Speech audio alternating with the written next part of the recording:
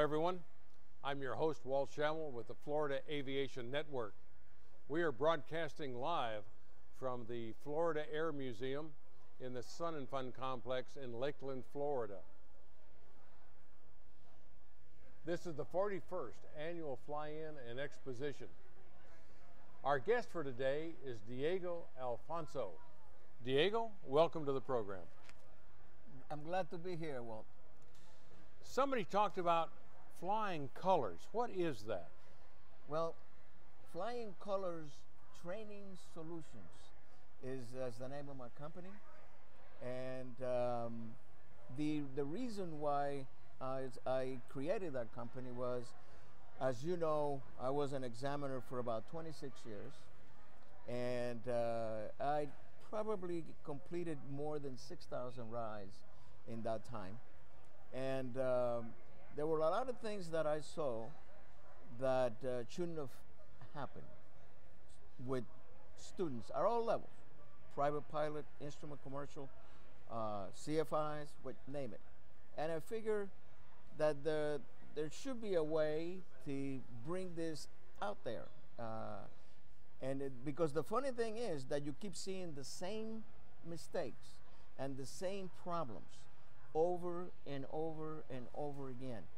And I created that company, and the first series of videos is called Flight Training Missing Links, which is precisely what the problem is out there today.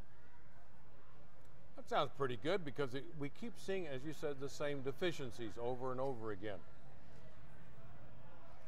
When you're working with the CFIs, and I always got a kick out of that right here at Sun and Fun, we had the pre-flight contest. Who always won the pre-flight contest? Those that just got their private pilot certificate. Exactly. And they'd get 10 out of 10. And the worst ones? Yeah, you guessed it. It was the CFI. And we're the ones that teach pre-flight. And we're the worst ones for doing it. Kind of strange when we should be the best. Exactly. Maybe we become too complacent. We skip some of those important links. I have a theory on the pre-flight, and I think the culprit, it's a combination part blame between the manufacturer and the CFI, because the manufacturer gives you a checklist, and for some reason the CFI emphasizes to the student that that checklist should be used, which is correct, but that checklist is not complete. That checklist just says propeller. It doesn't say, and then it says security, but it doesn't say check for nicks, take the propeller and go like this. If it's a complex aircraft with a featherable propeller, go to that tip and try to move that blade, because you have play. This is not done. If you watch a pre-flight being done, when they check the propeller, they go like this. And some of them go like this with the ring, because they say if it's cracked, you hear a different sound. And my question always was, and how should it sound? Exactly. If you don't know what it's going to sound like, then why are you doing that? Exactly. Then it says landing gears, but it doesn't say cotter pins, nuts, bolts. It just says landing gear. Tire. Is it cut? Is the thread showing? Is had the proper pressure?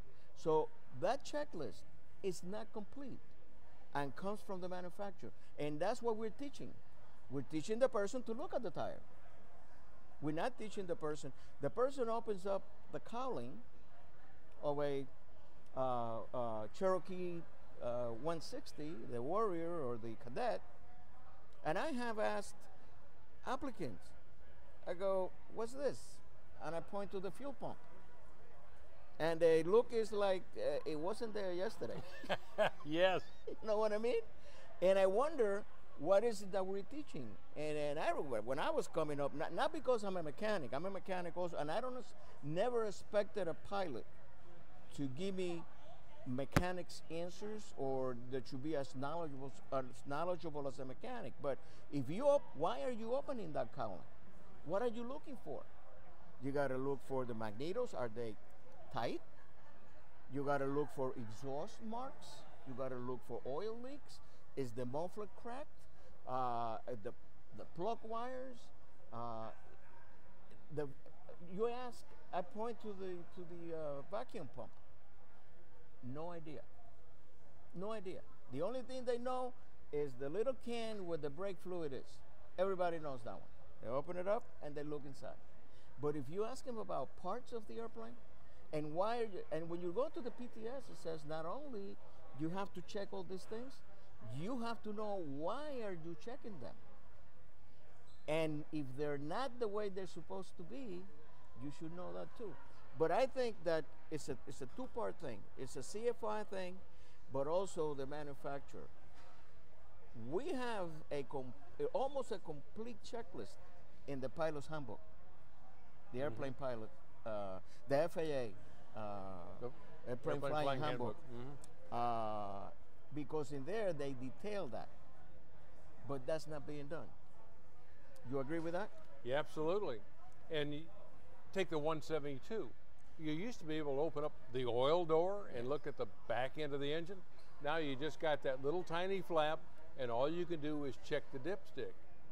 And I used to say, what else are you doing in there?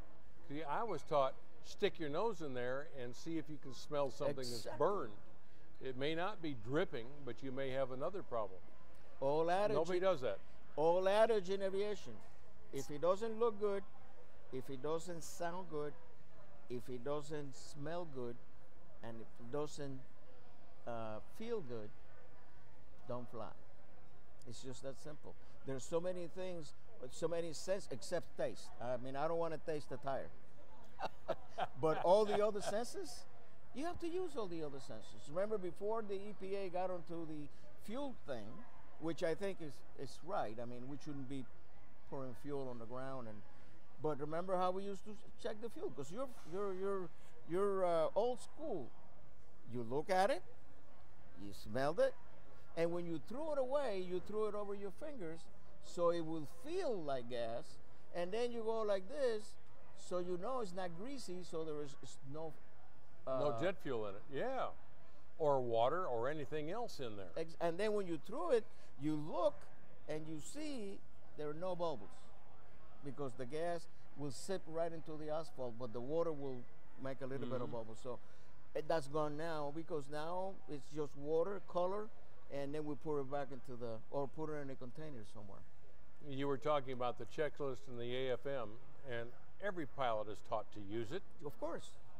And it's proper procedure. Of course. And the first thing they do is they grab the book, they open it up, and it says cockpit check, and they go down the list, every one of them. But I keep saying, that's not where the pre-flight starts. The pre-flight starts when you cross the ramp to the airplane. Look for the big pieces. There was actually an accident several years ago involving a Mooney aircraft owned by two guys. That was the mistake. One of them looked outside, he said, what a beautiful day, I'm gonna go flying. So he goes out, he pulls the airplane out, he pre-flights it, he gets in, he starts up, he taxis out. On takeoff, he loses control and crashes. No rudder. His partner took the rudder off, had it in his garage, and he was repainting it. Yes.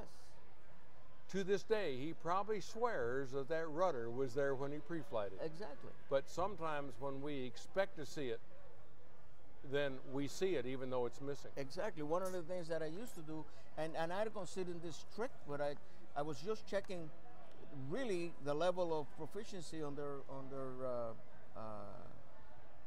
pre-flight, especially CFIs. After we're in the airplane, I would go, did you pre-flight the doors? And they would look at me like, you're not supposed to ask me that question, you know? As he said, the door? I said, yeah. I said, did you pre-flight the hinges? And the guy would go, yes. And I go, did you notice anything unusual? And I'm expecting at that point, if I pre-flight something, the person would say, I looked at it and it's good. They have no idea. Why? Because they didn't check. They thought they did, but they didn't check. And this is, doors come out of airplanes, come off airplanes. Yeah. It doesn't happen every day, but it does happen. So that is one, right now, as you know, because you're very involved in the safety program and the FAST team, that the three major areas that we have in our FISDO is pre-flight, loss of control on landings, and solo incidents.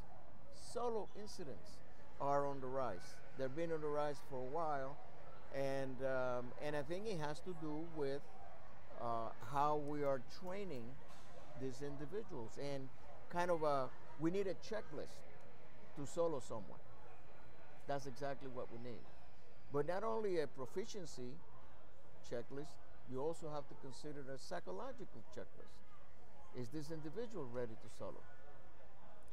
It doesn't matter how much the CFI feels this individual is ready to solo, but how the individual, him or herself, feels about the solo. And I found that was very easy to determine. You're out there in the pattern doing touch and goes, getting ready to solo. And when they look at you like, am I going to take you around the pattern again, or are you going to get out? It's time to solo. That's exactly right. And that's the way I used to do it. I would just tell the student, ready to take it up by yourself? And if that individual said to me, what, now? Think about it. But if he or she says, sure, ready to go, then that is a way to psychologically know if the student is really ready to do its thing. So, Diego, in all of those check rides you did, what are some of the common weak areas that you see across the board? Well, number one, clearing turns. Especially in this area, Central Florida. Clearing turns, here's the problem. During the training, the CFI is not asking the student to do clearing turns at all. Or if they do it, they do one, and then they do 20 maneuvers, or they spend 45 minutes. The airplane flying handbook, for the first time, I believe was in 2004, issued what the clearing turn was and what the expectations were. And it says before and after each maneuver. There's no question. Before that, there could be a question of, well, it's not really recommended or whatever.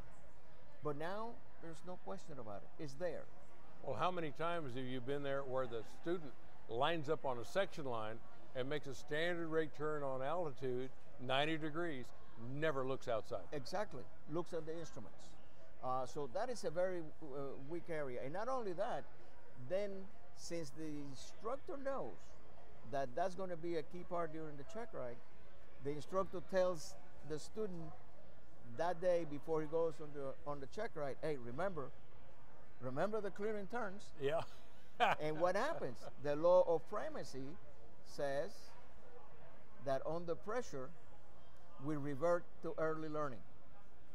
I don't care who you are, when you're under pressure, you're going to go back to your early learning. And that's what happens. Since they haven't been doing it, they're not going to do it when they are in the airplane. That principle of primacy gets us every time. Because you were an examiner too at some point.